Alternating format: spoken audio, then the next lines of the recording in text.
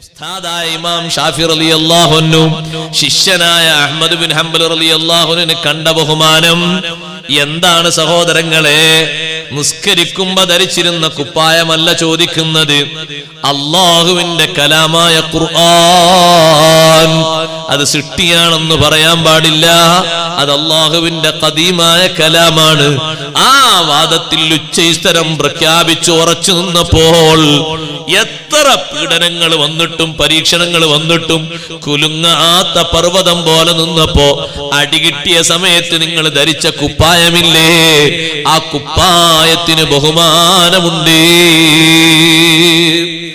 ശിഷ്യൻ തിരിച്ചു മറുപടിയുമായി തിരിച്ച് ഷാഫി ഇമാം തങ്ങളെ ഹദ്റത്തിലെത്തിയപ്പോ ശിഷ്യനോട് ചോദിക്കുന്നു, ഈ കത്ത് മാത്രമാണോ തന്നത്, വേറൊന്നും തന്നില്ലേ? കത്ത് മാത്രമാണോ മോനെ നിന്റെ കയ്യിൽ തന്ന്, വേറൊന്നും തന്നില്ലേ? തന്നിട്ടുണ്ട്, കുപ്പായം തന്നിട്ടുണ്ട്. വേഗം ഒരു പാത്രം വെള്ളം കൊണ്ടുവാ. ഇമാം അഹ്മദ് ബിൻ ഹംബൽ റളിയല്ലാഹു അൻഹുവിന്റെ കുപ്പായം ഷാഫി ഇമാം റളിയല്ലാഹു അൻഹു ആ ഒരു പാത്രം വെള്ളത്തിൽ മുക്കിയിട്ട് ആ വെള്ളം കൊണ്ട് ബറക്കത്തെടുക്കുന്നു. ഹാഫിൽ ഇബ്നു കസീർ അടക്കമുള്ള പണ്ഡിതന്മാർ രേഖപ്പെടുത്തിയത് കാണാം.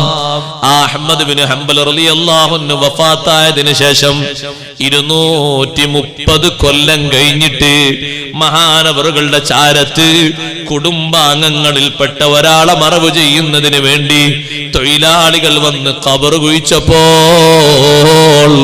അഹ്മദ് ബിൻ ഹംബൽ റളിയല്ലാഹു അൻഹുവിന്റെ ഖബറിന്റെ ഭാഗം ചുമരങ്ങ് പൊളിഞ്ഞ് ഇങ്ങോട്ട് വീണു. വീണപ്പോൾ അവർ കണ്ട കാഴ്ച, കഫംപുടയിൽ അങ്ങനെ തന്നെ മഹാനവറുകൾ കിടക്കുന്നു. 230 കൊല്ലം കഴിഞ്ഞിട്ടും കഫംപുടക്ക് തകരാറില്ല, ശരീരത്തിന് ഭാവമാറ്റങ്ങളില്ല. എന്തൊരു ബഹുമാനമാണ് എന്റെ മുസ്ലിം സഹോദരീ സഹോദരന്മാരെ. ഇവിടെ ശരീരത്തിന് എന്തെങ്കിലും കുഴപ്പങ്ങൾ വരുമ്പോഴേക്ക് ലക്ഷക്കണക്കിന് കോടിക്കണക്കിന് രൂപ കൊടുത്ത് ചികിത്സിക്കാറില്ലേ? ഒറ്റക്ക് കിടക്കുന്ന ഖബറില് പുഴുക്കളും ചിതലുകളും വന്ന് തിന്നുമ്പോൾ തടയാനുള്ള ബഹുമാനമുണ്ടോ? ശരീരത്തിനുണ്ടോ?